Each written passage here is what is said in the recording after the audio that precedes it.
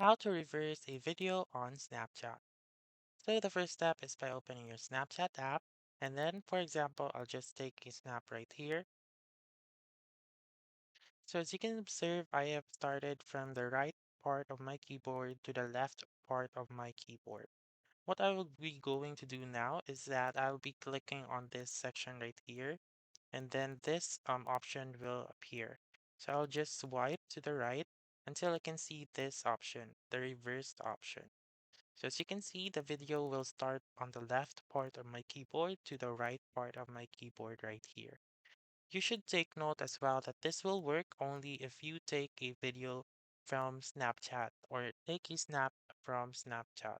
So those videos found on your camera roll and then you upload it to Snapchat or use it on Snapchat, this option will not work. So that's it. That's how you can reverse a video on Snapchat. So that's all for this video. Let me know in the comments section if this works out for you.